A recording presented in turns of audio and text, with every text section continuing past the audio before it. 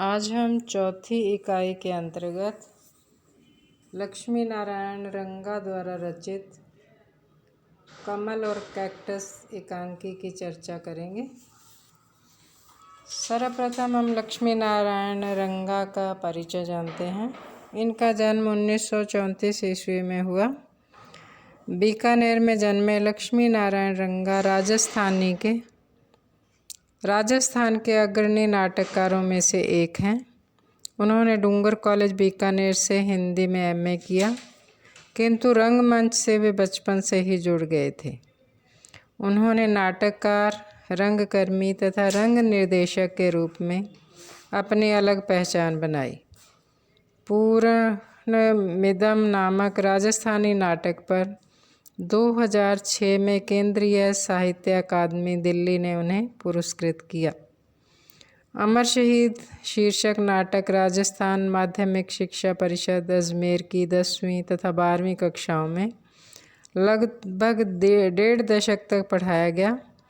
Hello नामक राजस्थानी नाटक भी बोर्ड की पाठ्यक्रम सूची में संकलित रहा। बहुमुखी प्रतिभा के धनी लक्ष्मी नारायण रंगा की लगभग 44 पुस्तकें प्रकाशित हो चुकी हैं तथा अनेक प्रकाशन की प्रतीक्षा में हैं। उनकी अनेक रचनाएं आकाशवाणी तथा दूरदर्शन पर प्रदर्शित हो चुकी हैं।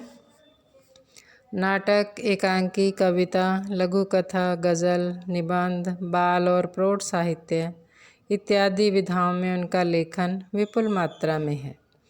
हिंदी की सभी प्रतिनिधि पत्रिकाओं में रंगा जी की रचनाएं प्रकाशित होती रहती हैं। राजस्थानी लोक नाट्य तथा संस्कृति पर उन्होंने शोधपरक कार्य किया है। राजस्थान संगीत नाटक अकादमी जोधपुर, राजस्थानी भाषा और साहित्य अकादमी बीकानेर जैसी अनेक संस्थाओं ने उन्हें पुरस्कृत और सम्मानित किया है। 80 वर्ष की आयु में भी वे स्वतंत्र लेखन में सक्रिय हैं। अब हम उनके द्वारा रचित कमल और कैक्टस एकांकी की संक्षिप्त जो जानकारी है वो देंगे। यह लक्ष्मी नारायण रंगा का एक मार्मिक एकांकी है। नाटककार ने इस एकांकी में रमेश और प्रीतम के माध्यम से युवा पीढ़ी की एक त्रासदी का चित्रण किया है, जिसमें युवा वर्ग नशीली दवाओं का अभ्यस्त बनकर अपराध की दुनिया में चला जाता है। नशीली दवाओं के प्रभाव से युवा पीढ़ी दिग्भ्रमित हो रही है, अपराधी बन रही है। नाटककार ने रमेश तथा प्रीतम को सही मार्ग पर लाकर परिवार और समाज को सुख देने का संदेश दिया है।